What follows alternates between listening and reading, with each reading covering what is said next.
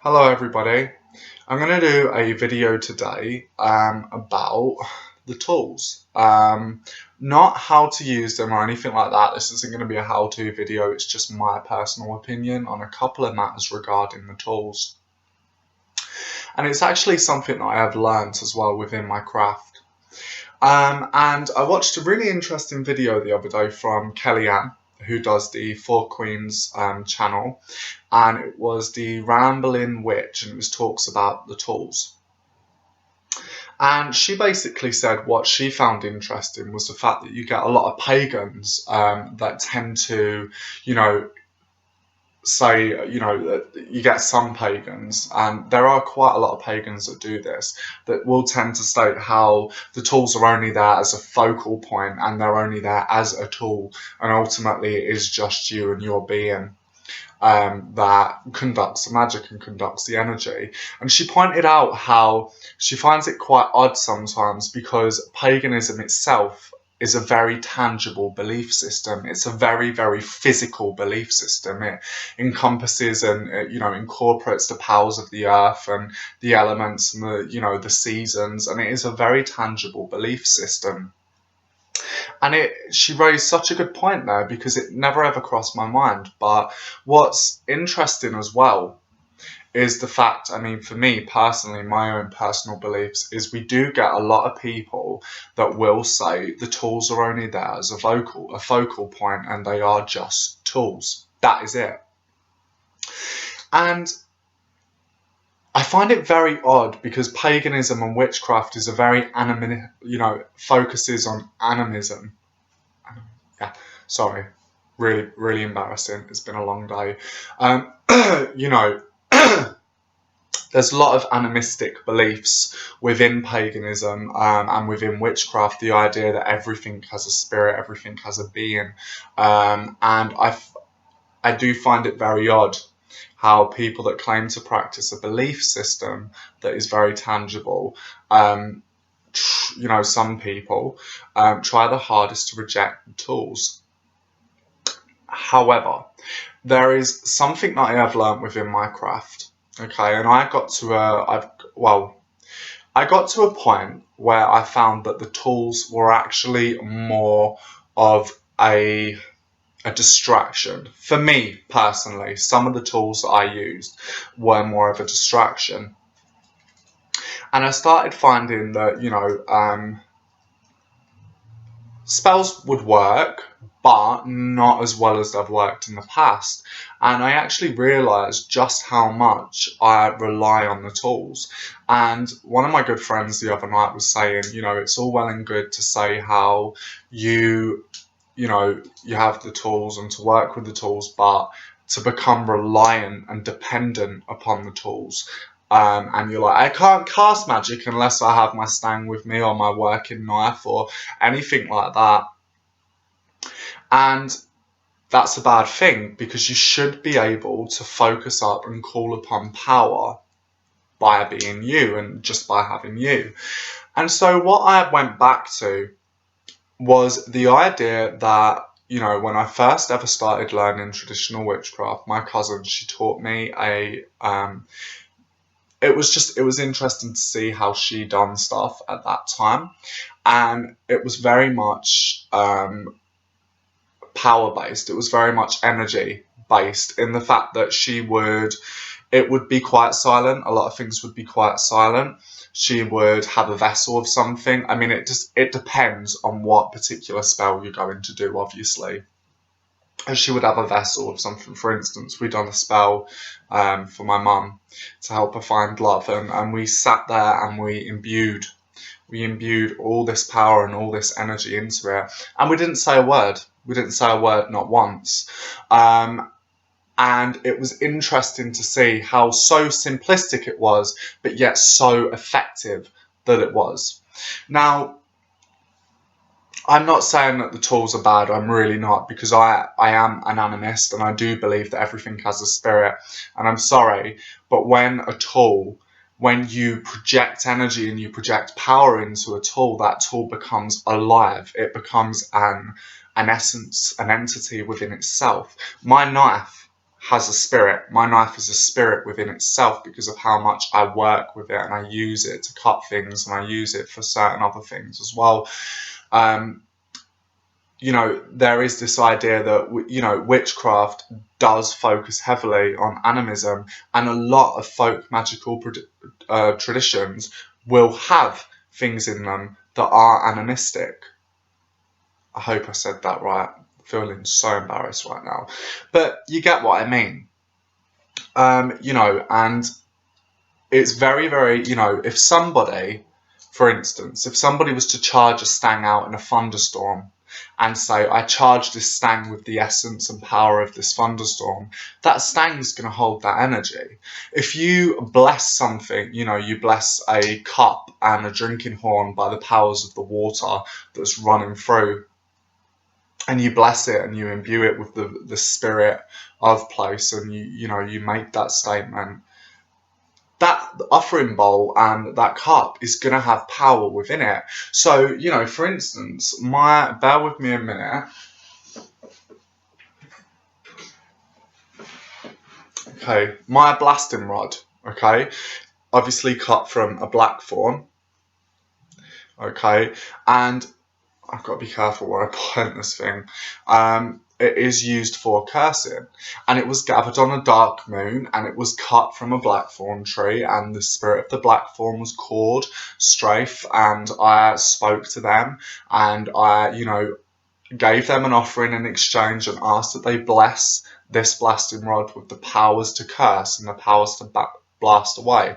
And on the dark moon, I blessed it. I blessed it by a curse over it, and then I went backwards against the sun and blessed it. And it has spirit, it has power within itself. It feels heavy, it feels very heavy, and it feels nasty.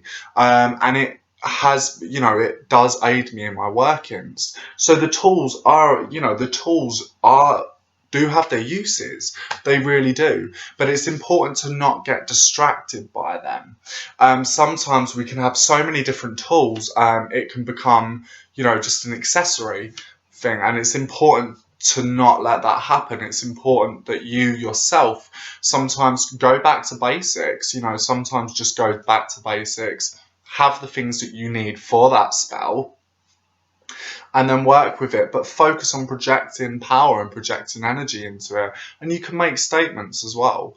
You know, and I actually, in ritual, I get the point of being very over dramatic and stuff like that. However, you know, and sometimes I do solitary, but there is nothing wrong with being really, really simplistic and just being like, look, please help me, blah, blah, blah, blah, blah, and explain the situation and speak from your heart and use your heart.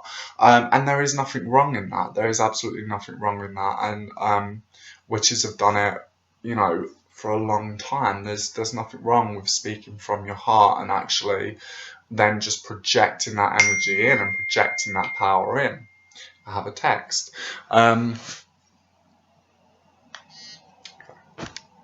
So yeah, there's absolutely nothing wrong with that. So yes, the tools do have their uses. You know, they are powerful and they are spirits within themselves. In fact, Cecil Williamson had his working tools and he believed that they had spirits within them.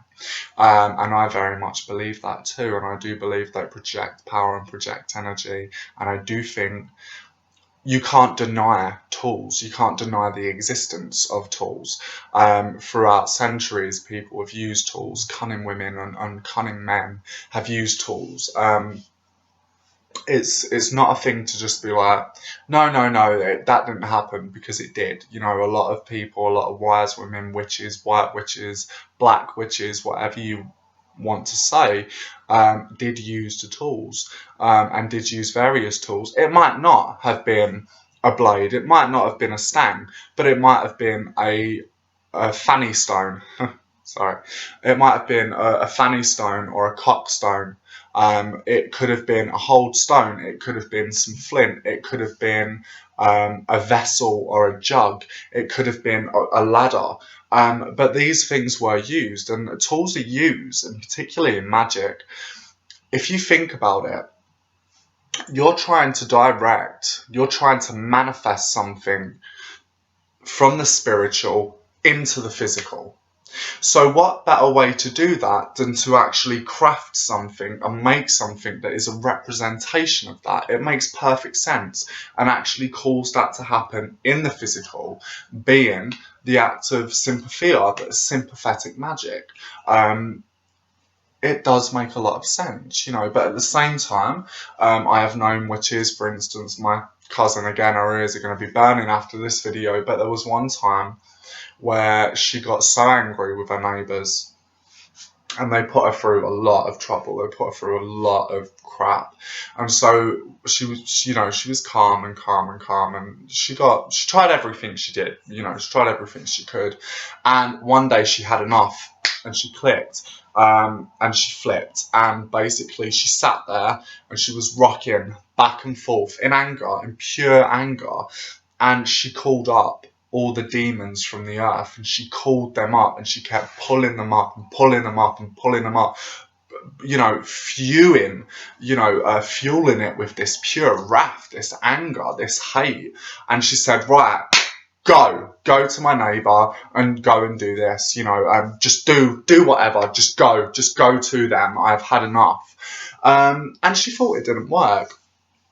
Anyway, a month passed, and then another month passed, and things with the neighbours changed, and she wondered where the neighbour had actually gone to. And it turned out that the neighbour had actually got sent, had been put into a psychiatric unit and had a complete mental breakdown. So that was very, very effective. So I've known of people to work just by themselves and things be very, very effective. But I've also known of people to use tools and for that to be very effective. If you have an item with power and you work with that and you imbue it with power and you bless it specifically for a certain thing and you apply it to that, that's awesome, you know. However, sometimes I think you can have so much tools, it does become a little bit like a witch version of Claire's accessories, and you need to avoid that. You need to, you know, avoid. I mean, like me, I think people are, you know, we're all guilty of it sometimes, either when you first started out in your craft or later on in your craft. You know, just got to a point with me where I just thought I just have so many things and so many tools, and I always want loads of more tools. And don't get me wrong, they're amazing, and I am so connected to them, ridiculously. If you told me I couldn't, you know, my stang was going to get snapped tomorrow and thrown away, I would be so upset, because I have that tie with that, because I have worked with that stang, and that stang is a spirit within itself, and it is imbued with energy and imbued with power within itself. So don't get me wrong, I'm not saying that tools aren't valid, because I think people that say the tools are just tools need to look into things a little bit more in terms of animism. If you believe that everything has a spirit and everything has an energy, then you should apply that with everything, and if not more than so, with your working tools. So yeah, what other stuff have I got to share with you all today? That's about it, I think. I'm not sure. But yeah, I do think tools have their power, but I also think you yourself has power. You know, you have that witch fire, you have that blood within you, you have that power, that inner fire within, that we can all work with. You have the energy of the earth that we can all work with. I tell you, I've done amazing spells and rituals where I've just gone into a woods with, you know, maybe some incense and a charcoal or a little candle, and just gone, right, oh, I like this will be my stang, and I'm going to work with this during the ritual, you know. And, you know, that's happened more than one occasion.